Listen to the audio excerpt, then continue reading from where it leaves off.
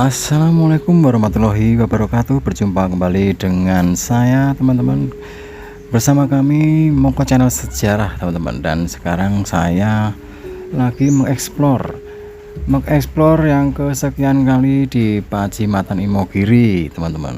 Dan ini saya kali ini akan membahas tentang bakal calon makam Sri Sultan HP10 yang sudah jadi dan seperti istana teman-teman.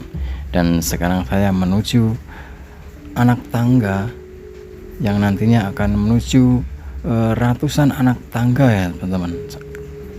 Kami akan melewati ratusan anak tangga yang jumlahnya entah berapa teman-teman, yang konon nantinya kita jika menaiki anak tangga itu kita akan berlainan dalam menghitung anak tangga. Itu mitos atau fakta kurang tahu teman-teman, yang penting kita akan melalui anak tangga tersebut. Dan di depan kita kali ini ada tulisan dari di samping tugu ya teman-teman, tugu dari monumen sultan atau raja-raja dari pendahulu teman-teman. Dan sekarang saya akan menaiki anak tangga yang sebelumnya tadi adalah abdi dalam dari Keraton Yogyakarta ya teman-teman, yang ditugaskan untuk menjadi juru kunci di makam Pacimataan Imogiri ini. Dan baik, sambil berjalan saya akan menceritakan ulasan singkat tentang makam Sri Sultan HP10 kelak ya teman-teman, yang sekarang sudah jadi dan megah sekali. Keraton Jogja yang kemarin telah mempersiapkan bangunan calon makam Raja Jogja Sri Sultan HP10 saat mangkat kelak. Dan ternyata bangunan calon makam Sri Sultan HP10 itu dananya sangat besar teman-teman. Ya maklumlah, sebagai seorang raja teman-teman, dananya mencapai miliaran rupiah teman-teman. Dan nanti kita akan melihat videonya, video dari depan ya teman-teman, karena kita nggak boleh masuk sembarangan tanpa izin, dan yang boleh masuk itu hanyalah orang-orang tertentu yang berkepentingan, itu pun dari abdi dalam saja teman-teman, dan dari pihak yang berkepentingan saja. Dan baik, saya akan menceritakan sedikit kronologis tentang awal pembangunan makam Sri Sultan atau calon bakal makam Sri Sultan HP10 dari pembangunan hingga sekarang ya teman-teman, dan lika-liku yang terjadi di dalamnya. Jadi menurut kunjungan-kunjungan dan artikel-artikel yang saya baca, bahwa makam atau calon bakal makam Sultan HP10 ini dibangun pada tahun 2016 teman-teman.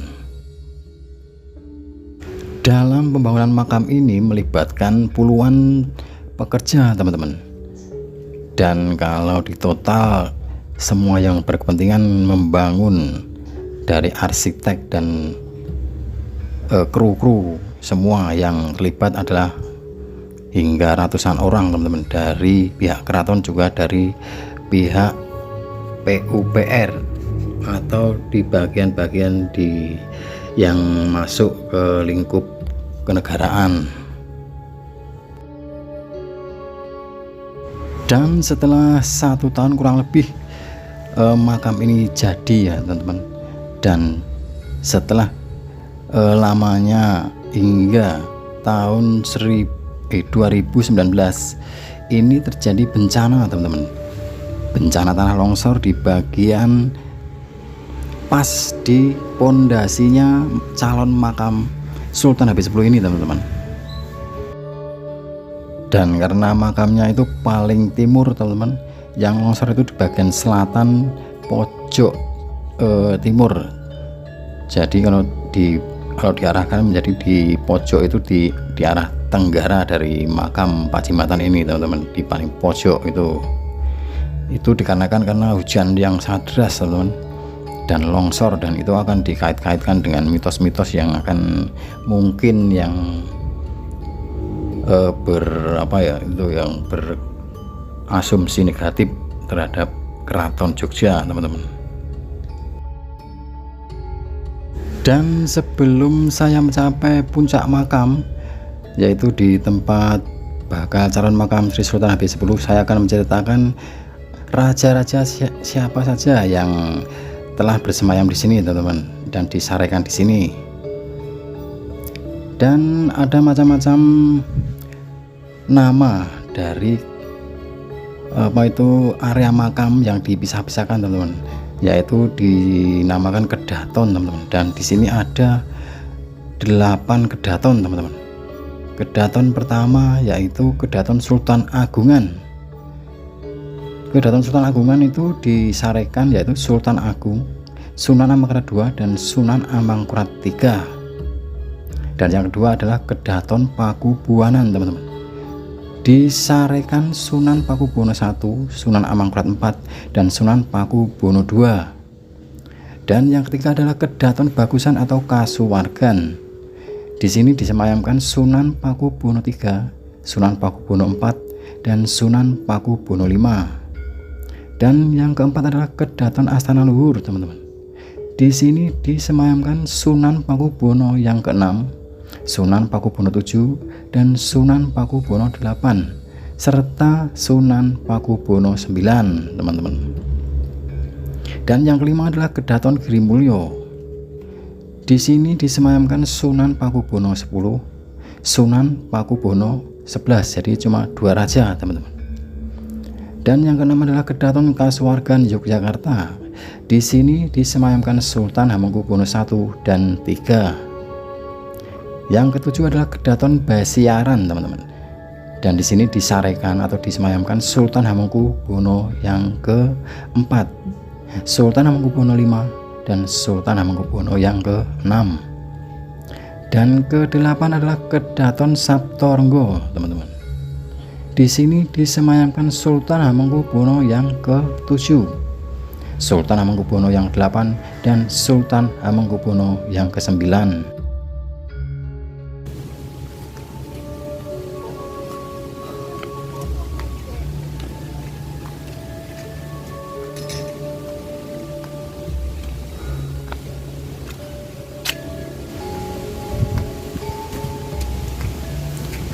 Baik, teman-teman, saya sudah sampai di atas ya, teman-teman.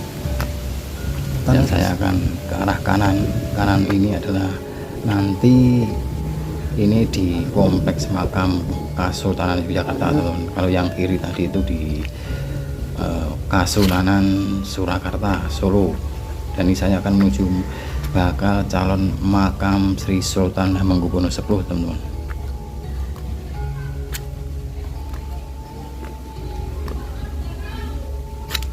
Dan ini sudah sore ya, teman-teman. Saya sampai sini ini sudah jam 3.45 menit, teman-teman. 3.45 sore. Karena tadi saya memang melepaskan jamnya supaya tidak panas, teman-teman. Dan di sini itu hawanya sangat sejuk sekali, teman-teman. Dingin.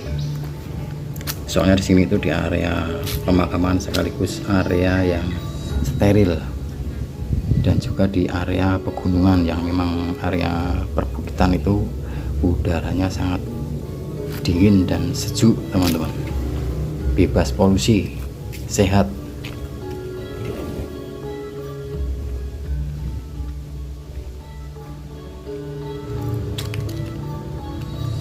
Dan di sebelah kanan saya ini adalah apa, teman-teman? Ini adalah pasarean Kiai Tumenggung Citrokusumo, teman-teman, arsitek. Beliau adalah arsitek Sultan Agung. Nah, dan saya akan melanjutkan perjalanan saya ke timur ya, teman-teman. Ini saya akan melanjutkan perjalanan ke bakal calon makam Sri Sultan Habis 10 yang paling timur, paling pojok timur sendiri, teman-teman.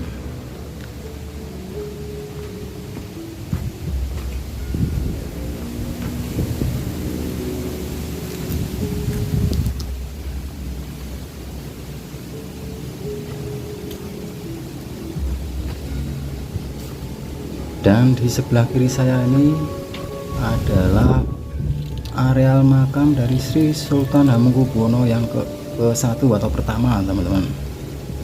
Nah, makamnya sangat besar dan megah sekali, teman-teman. Nah, ini makam dari Raja Yogyakarta yang pertama, yaitu pada tahun didirikan Keraton Yogyakarta itu pada tahun 1855 kalau nggak salah, teman-teman. 1855 ya, itu yang mendirikan adalah Sri Sultan Hamengkubuwono I. Oke, dan saya akan terus berjalan menuju ke areal makam bakal calon makam Sri Sultan Hamengkubuwono X, teman-teman. Dan di sini setiap areal makam yang berbeda dibatasi dengan gapura ya, teman-teman. Gapura pintu masuk. Dan di setiap pintu gerbang areal itu terdapat ornamen gapura ya, pintu yang sangat tinggi dan megah, teman-teman. Dan keadaan pintunya selalu tertutup karena ini adalah privasi dari Sultan. Dan ini adalah makam Sri Sultan Hamengkubuwono yang ke-9, teman-teman, yaitu Romo dari Sri Sultan X, yaitu Raja Yogyakarta yang sekarang. Dan saya masuk lagi gapura. Nah, ini adalah areal makam bakal calon makam Sri Sultan Hamengkubuwono X, teman-teman, yang dibangun pada tahun 2016 dan yang diceritakan pernah longsor di pojokannya itu saat hujan deras dan pondasinya itu sangat mengerikan sekali, mau udah gempal-gempal, teman-teman. Dan sekarang alhamdulillah sudah diperbaiki dan bagus sekali, megah sekali, teman-teman, dengan biaya miliaran rupiah atau tepatnya itu kurang tahu, teman-teman. Yang penting nilainya itu miliaran, teman-teman. Inilah perwujudan dari pintu gerbang dari makam bakal calon makam Sri Sultan Hamengkubuwono X kelak jika beliau sudah mangkat. Dan di sini saya tidak mengurangi rasa hormat dari Raja Yogyakarta, Bapak Sri Sultan Hamengkubuwono X. Semoga saya doakan beliau sehat-sehat saja dan panjang umur dan bisa mengayomi masyarakat Yogyakarta, membuat tentram masyarakat Yogyakarta dan mesejahterakan rakyatnya di Yogyakarta. Amin amin amin ya robbal alamin. Panjang umur selalu dan sehat selalu buat Sri Sultan Hamengkubuwono yang ke-10.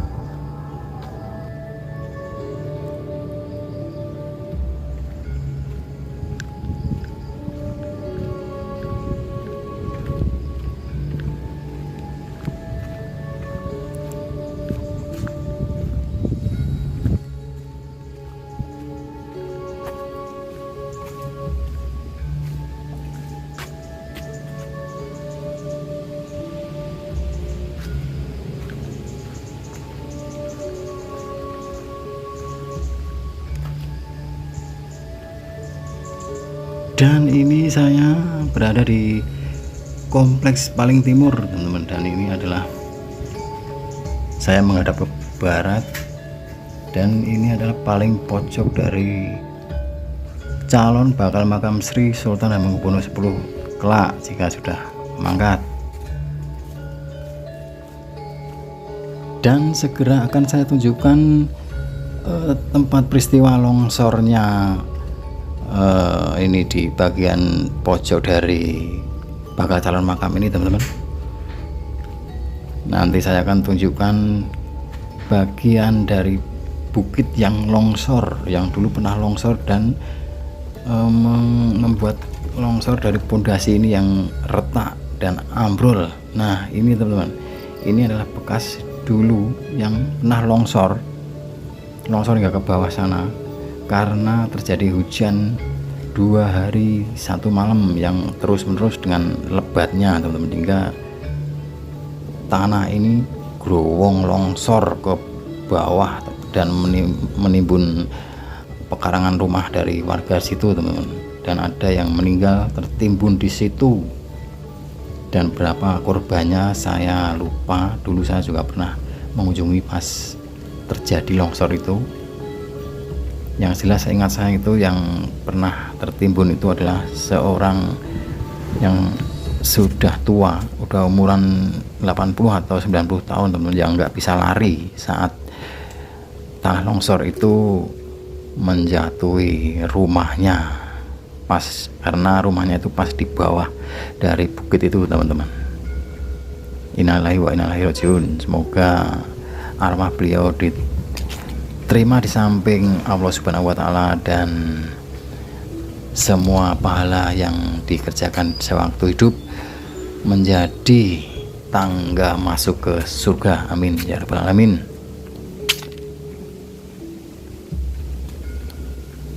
Dan baik teman-teman, saya akan menuju ke arah kembali karena saya sudah menunjukkan kepada teman-teman bakal calon makam Sri Sultan Habib 10 yang sudah dipersiapkan, yang tentunya sangat megah sekali teman-teman, seperti yang teman-teman lihat tadi yang sudah saya videokan, yang mana videonya hanya terbatas, mohon maaf karena tidak boleh masuk sembarangan teman-teman. Karena yang boleh masuk itu cuma yang berkepentingan, itu pun yang sangat penting, dan itu pun dari abdi dalam atau warga keraton sendiri atau dari pihak negara yang mau berkepentingan untuk masuk ke dalam bakal calon makam Sri Sultan Hamengkubuwono X. Dan waktu sudah menunjukkan hampir jam 5 teman-teman. Ini jam 4:48 menit. Yuk. Oke, dan saya mau turun karena sudah sore, matahari sudah hampir tenggelam teman-teman. Kalau di sini jam 5 itu sudah nggak kelihatan teman-teman. Jam setengah 6 udah matahari nggak kelihatan, soalnya ini di dalam bukit teman-teman. Aslinya munggah Jadi mataharinya itu tertutup oleh bangunan makam dan bangunan atau pohon-pohon yang ada di sekitar bukit ini. Baik teman-teman, terima kasih sudah menyimak video saya dari awal hingga akhir, dan mohon maaf jika ada salah kata dalam penjelasan saya dan ulasan saya, dan harap maklum jika ada kekurangan dalam bereksplorasi membuat video-video untuk ditonton oleh teman-teman semua. Dan akhir kata, wassalamualaikum warahmatullahi wabarakatuh.